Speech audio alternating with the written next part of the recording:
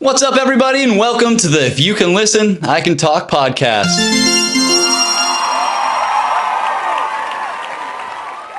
Today, we have two special guests and dear friends of mine, David Huberman. My man. Good to see you again, man. And Andrew Goggins.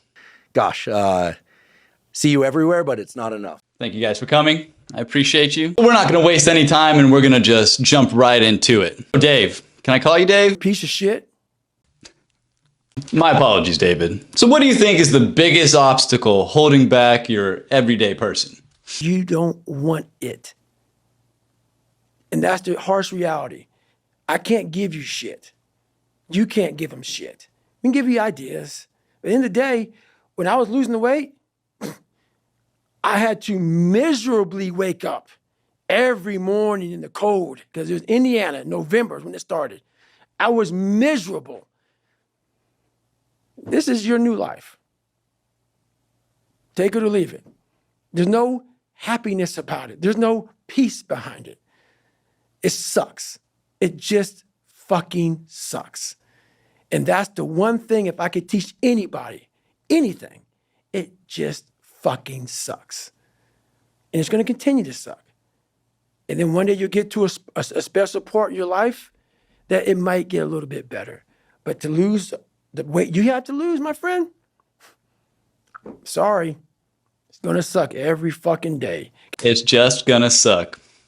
It's a hard pill to swallow, huh? Nut up or shut up, right? So let me ask you, for people who are having a hard time reaching their full potential, what are some motivational words that you have for them? They never examine themselves. They've never done this experiment on themselves. The lab rat, we're all lab rats, but you're also the scientist. You create your own self. Most people are missing something because there's so much trapped in there. I don't even want to say potential. I think that's a word used out too much too. There's so much in you that God or wherever the hell you believe in, or if you're an atheist, in you, that you have not unlocked, that you walk around with this gorgeous wife or great husband and all this money. You're like, God, I feel like I'm missing something. Yeah, because it's about 75% of you is still fucking in there. Still chained up because you just didn't want to find your willpower. Didn't want to find your soul, your will, your heart, your determination, your guts, your courage. And what that looks like, it looks scary. Like your little scary lab I went in. Scary. To wake up every day and say, I'm stupid, but I want to figure out a way to be smarter. Versus saying, man, I just can't do that. So you limit this box. So your box becomes so small of things you can do. My box wasn't even a box. It was a fucking little pinhole. And then through examining myself, getting some willpower, some courage, it became bigger than this table. But that's what we all do. That's why I wanted to come here today and talk to you about real shit. Not no fucking like hacks. There's no hacks, bro. It's you against you. You against you. And if you misunderstand that, you have a real problem. Whoa, 75%. It's a big number. Now, Drew, can I call you Drew? Highly unusual. Sorry, Andrew. You were telling me earlier before the podcast about let me make sure I get it right, anterior mid-cingulate cortex and its capability to unlock this potential. Why don't you tell us a little more about that? I'm going to share a little neuroscience tidbit. Love it. But I think it's one that you'll appreciate. Most people don't know this, but there's a brain structure called the anterior mid-cingulate cortex. As we pointed out before, that's a noun, it's a name, it doesn't mean anything. Right. We could call it the Cookie Monster. Right.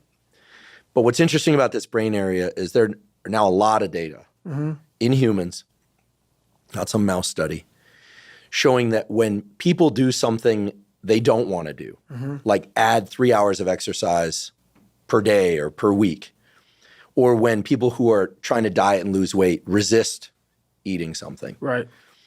When people do anything that and this is the important part, that they don't want to do. Right. It's not about adding more work, it's about adding more work that you don't want to do. Yes. This brain area gets bigger. Yep.